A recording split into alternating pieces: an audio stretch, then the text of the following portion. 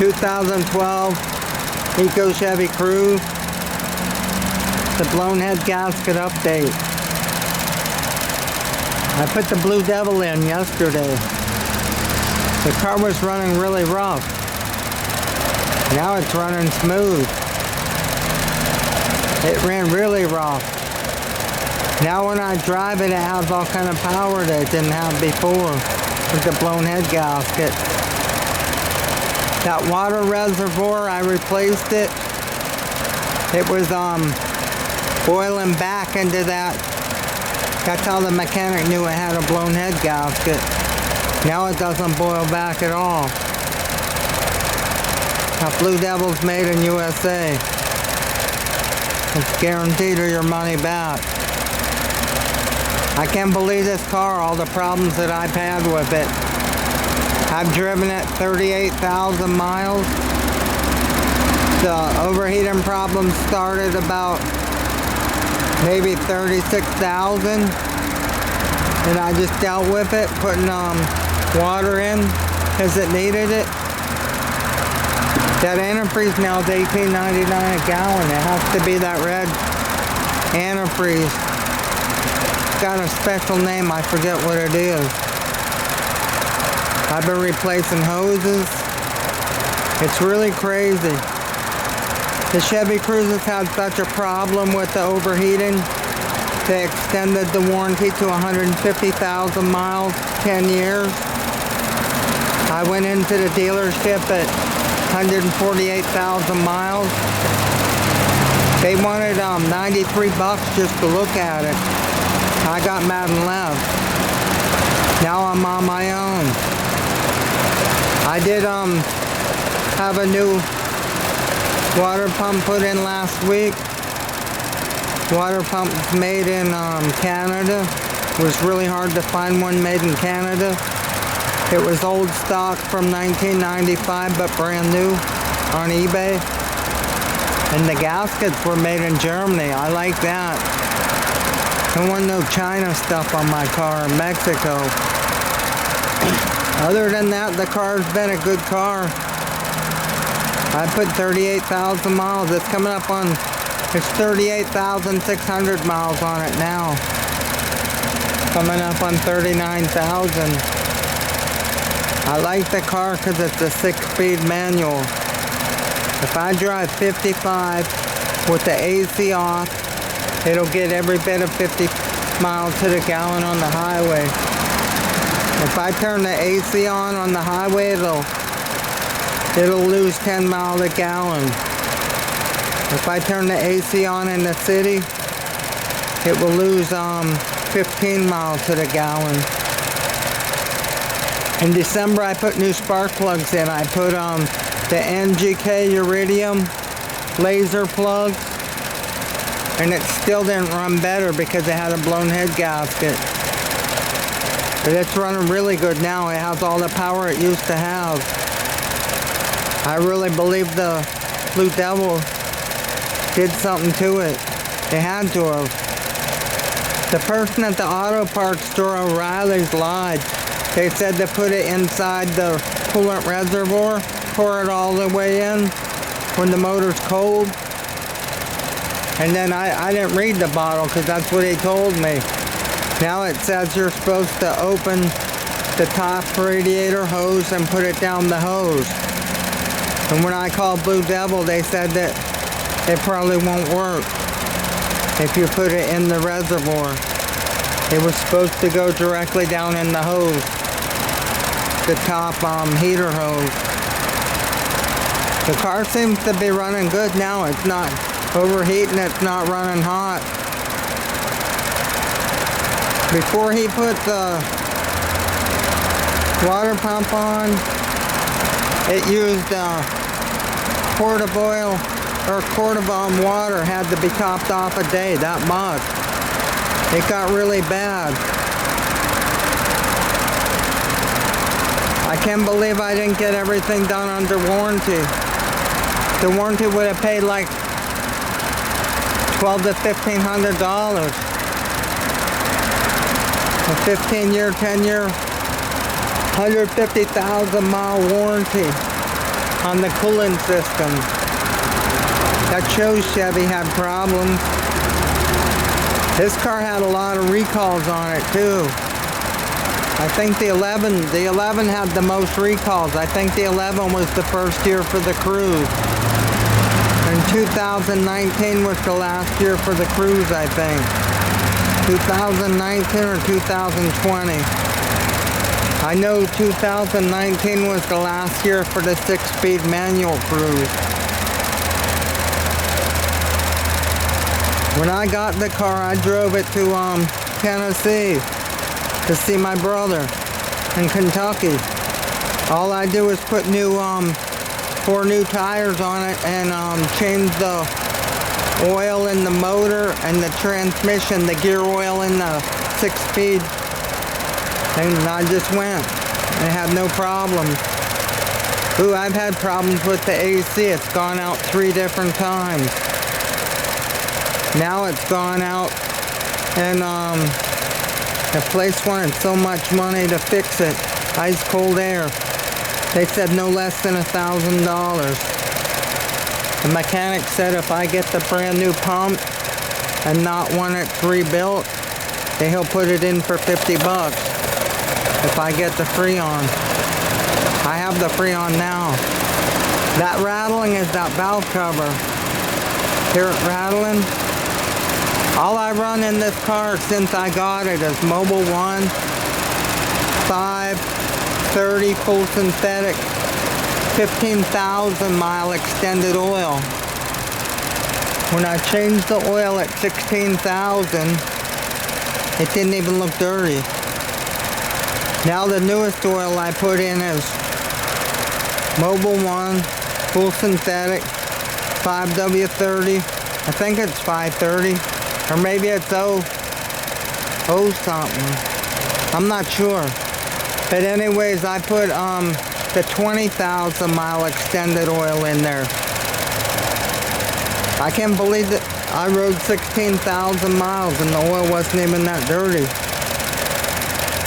Hell, the gear oil in the transmission does have 38,000 miles on it now. I'd like to change it too. I didn't really like the stuff I put in it. I put Redline in it. Redline is as thin as water. I would like to replace it with Mobil 1. I think it takes about 3.5 quarts. It's either 2.5 or 3.5 that goes in the gearbox for the 6-speed transmission.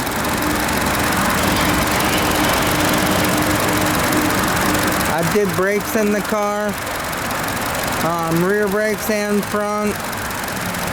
I put those slotted rotors made in Canada, and I got brake pads made in Canada on the front. And the rears, we just did the pads only, I believe. I kind of think we did the rotors, but I can't remember.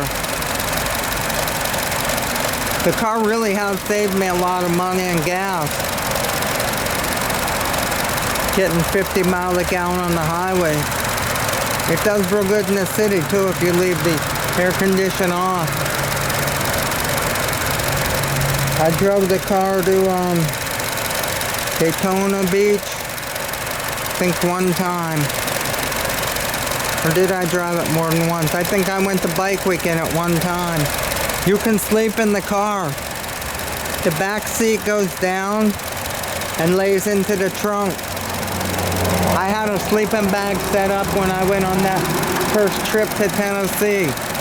I drove up there. My friend gave me a little mattress out of a Coleman pop-up camper, and I put it in the back seat. It's maybe 24 inches wide, and it went into the trunk, and I slept with my feet in the trunk. I was gone for 20, maybe 25 days on that trip, and I never slept only in the car. When I was at my brother's, I slept at my brother's house. When we went to visit Pennsylvania, I stayed at his house in Pennsylvania. The rest of the time I slept in the car.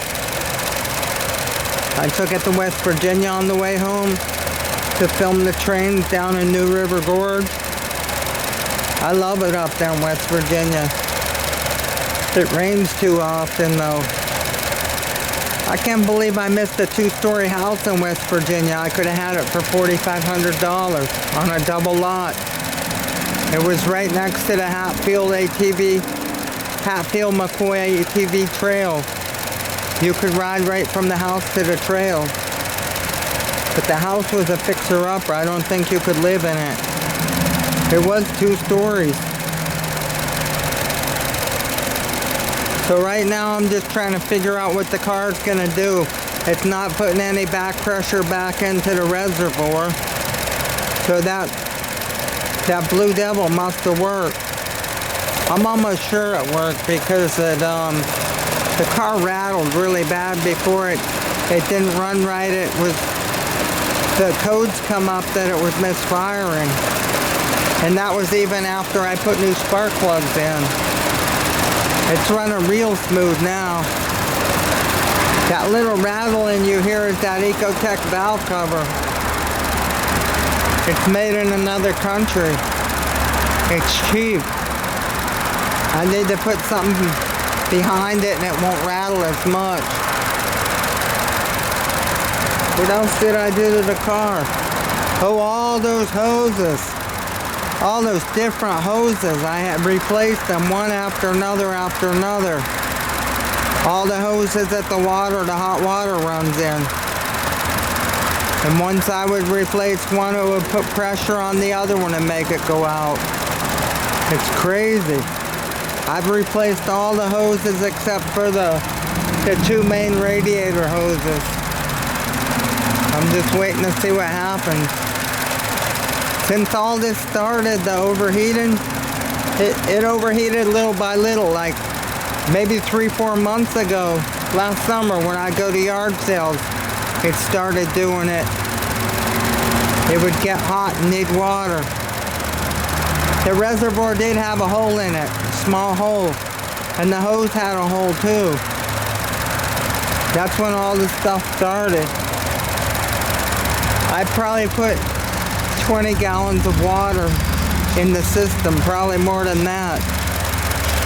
Towards the end, I was filling the reservoir every morning just to be safe. This morning, the reservoir did not need filled at all. So I really think that Blue Devil head gasket sealer works. I'm almost sure it works because the car doesn't rattle like it did before. It really did rattle. I like that 6-speed manual. It saves so much gas. The automatic Chevy Cruzes would be lucky to get 35 on the highway. And I can get 50. I think if I drove the car 45 miles an hour, I could get 55 miles a gallon. That's slow. It's crazy driving 55. All the cars passing you. It's actually dangerous. I can get 50 if I stay between 55 and 60 miles an hour. The car's a rust-free Florida car. It's got 160,000 miles on it now. 160,600 miles. I think that's what... No, it's got... I put 38,600 miles. It's got 160,000. I'm not sure exactly how many now. It's been a good car other than the overheating problem. I should have let the dealership work on it. They wanted $93 just to look at it. It was under recall. They would have probably did $1,200, $1,500 worth of work for free.